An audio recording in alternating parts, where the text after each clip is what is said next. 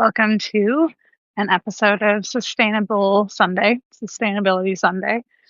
Haven't finally tuned that yet. Welcome to the snowy Great White North. We just got quite a dump. I am just out for a walk, but I want to try to keep my momentum with the the Sunday Sustainability Sunday thing, because I think gives me something to focus on and remember to do weekly and connect with you all. So last week, I believe I was just talking about like buying stuff, and I don't remember exactly, but that's like kind of the theme that I generally take in these videos. But I had mentioned last week that I would talk about planned obsolescence, and I'm sure many of you know what that is. It's kind of hard to not in this sphere, but I could just do a little crash course for those of you who aren't familiar with, excuse me, this is live, burps will be happening sometimes. So planned obsolescence is something that was actually invented along with the wheel. Funnily enough, not with the wheel, but it was invented. There were guys producing light bulbs back in, I don't have a precise date. There is a precise date. I don't know it. I'm going to say it's in the 40s or 50s. They were producing light bulbs, and they were like, yo, this light bulb, it's lasting a long time. And we want to sell light bulbs. We don't want to not sell light bulbs. So why don't we reduce the filaments? And, then the light bulb won't last as long, and people will have to come back to us and get a light bulb. Boing! The light bulb went off in their head. And so planned obsolescence was born through that, and also through, what are they called? Like pantyhose, because pantyhose originally were quite durable. They would last for a very long time. Same thing though, the people were like, hey, how can we sell pantyhose if they last forever? We can't. We have to cut their life. So they made pantyhose that were very thin and that you could easily break. Therefore, the pantyhose of today are these crap pantyhose that you can wear like 3 times, maybe, if you're lucky. And then, oh, my arm, it's getting tired. And then, replace, get new ones, because, that's just the way of the world. So companies started to adopt this model in their production line. Every single sector, automotive, textile, what other sectors are there? Electronic, furniture, everything. It took years. I mean, companies, you often hear people say, well, they don't make things like they used to. It's true.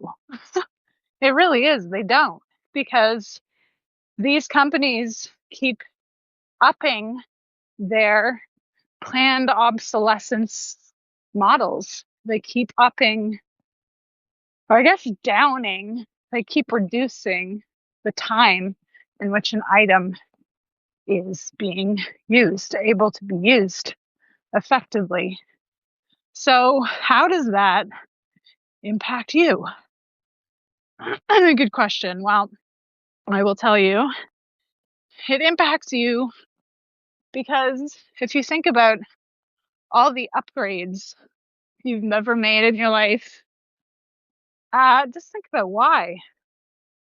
Just, anything you've ever wanted to change. I guess a pretty good example these days is the cell phone, and how our cell phones begin to malfunction. They won't update. And that's no fault of the hardware itself.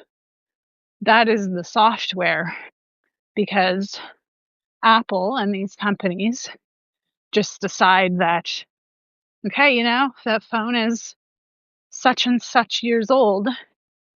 Let's not give it updates anymore because we don't want our cell phones to last forever. So yes, like the cell phone itself without updates, or what am I trying to say? Like our things are made to last, but those updates are compatible with the phone. And if we're not getting the updates, the phone is rendered useless to us. This phone I'm on right now is considered old. I've had kids laugh at me for having this phone. I've had people, like adults, laugh at me about using this phone and why don't you update? Blah, blah, blah.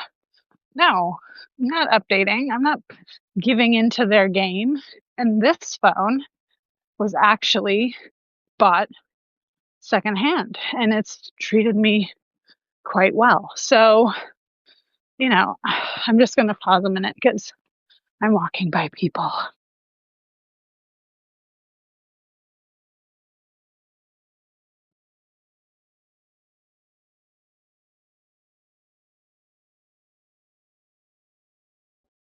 Hi.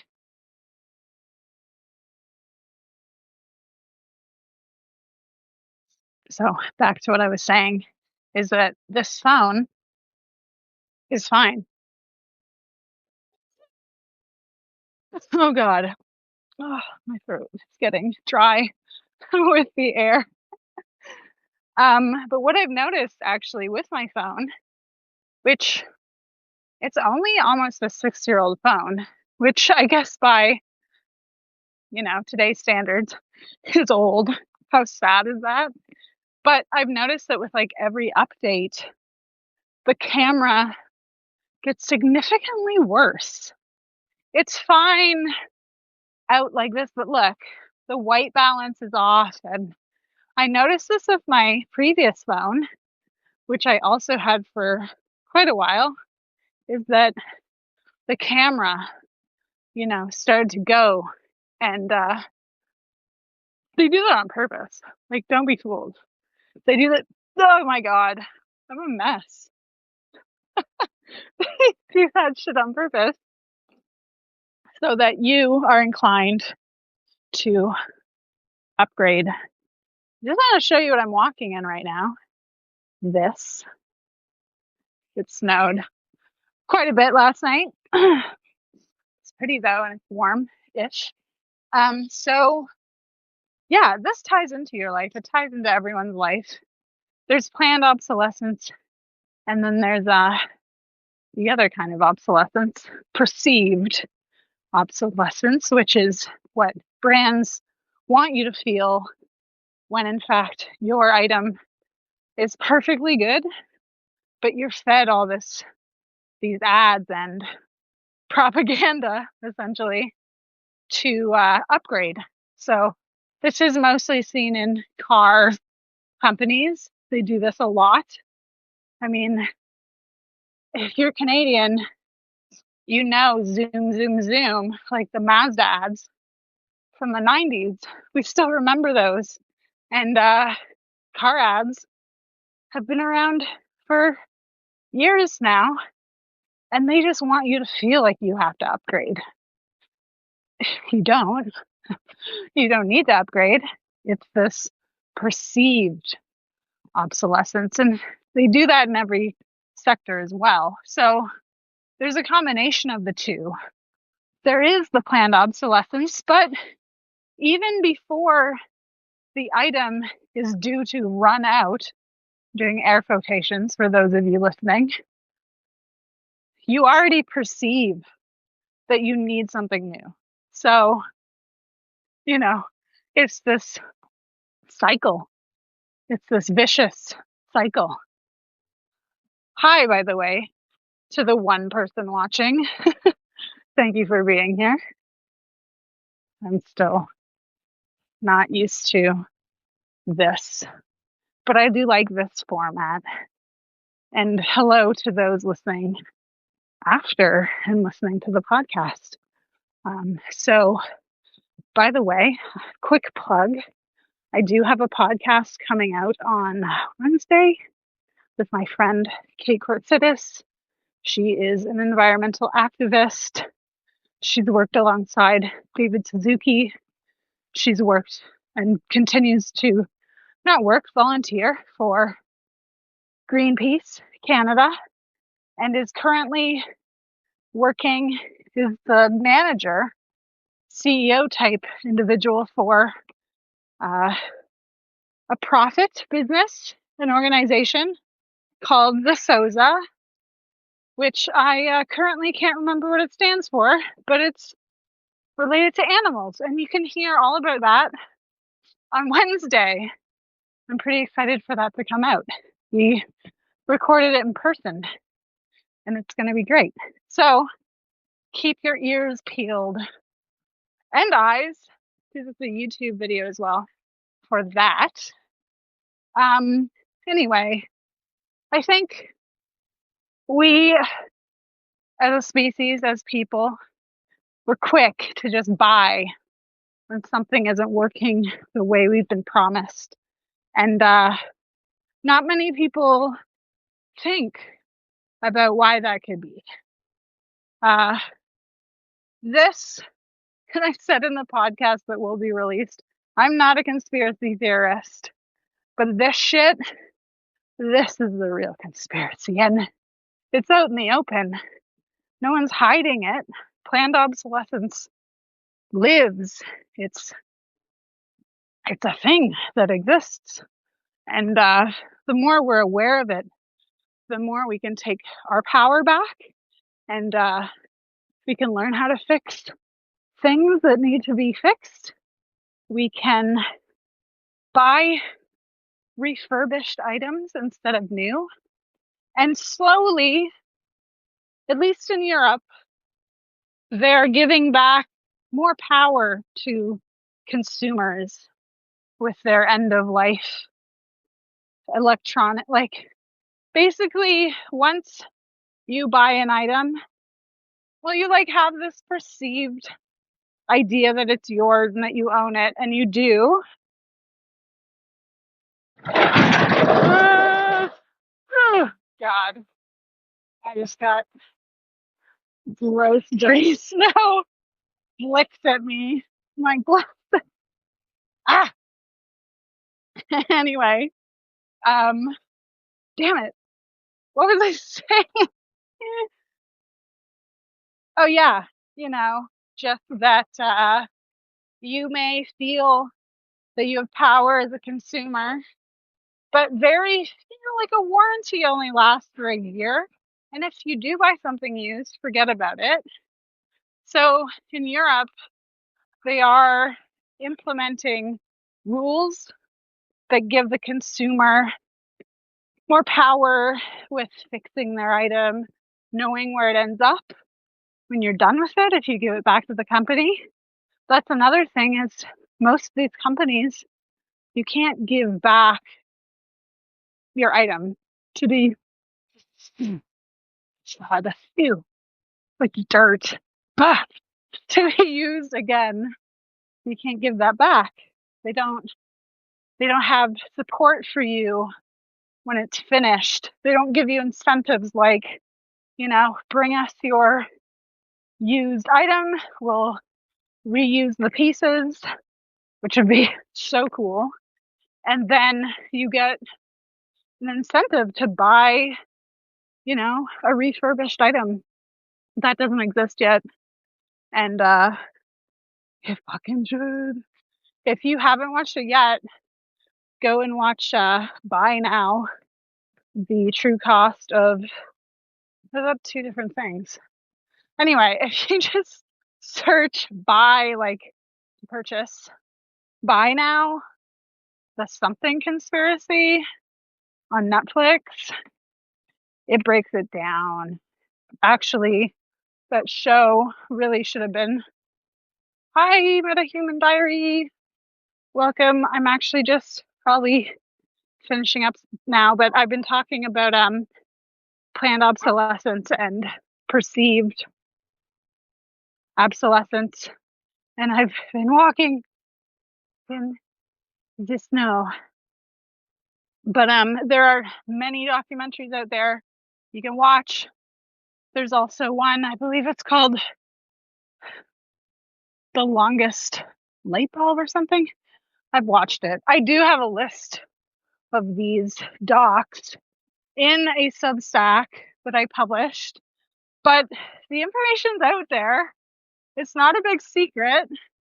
We can find out about planned obsolescence, perceived obsolescence easily. It's out there. So yeah, like if you don't have Netflix, fucking pirate it. I'm all about pirating. Stick it to the man. I pirate everything because I'm not buying shit in this economy. I do. No, I don't even pay for Netflix. No, I pirate. Pirating is great. If you need any websites to illegally download audiobooks, books, movies, I'm your gal. I know it all. I figured it out. But it's not illegal. I'm linking under here. It is, but we're anarchists over here. We're shit disturbers, and I don't really give a shit. Anyway, so if you have anything to say about planned obsolescence, perceived obsolescence, give me a holler. I am going to finish this live because I just kind of want to enjoy the outside now. And also, my hand is like numb. I think it's like 0 degrees. It's not crazy. It's just, chilly when your hand's just in one position for, what was that, a half an hour, 20 minutes? Thank you so much for coming. Thank you so much for listening to this rebroadcast. If you're listening to the podcast or watching the video, I will be coming on live every Sunday. I don't have a set time, but I do want to come on regularly because, who can pass up a nice alliteration moment? Sustainability Sunday. And just keep an eye out for the new Enough Stuff podcast coming out Wednesday. It's going to be a good one. It's pretty funny and informative and wacky. So, yay! What's happening soon? Here's the snow once again. Bye, snow. Bye, friends. Thanks for coming.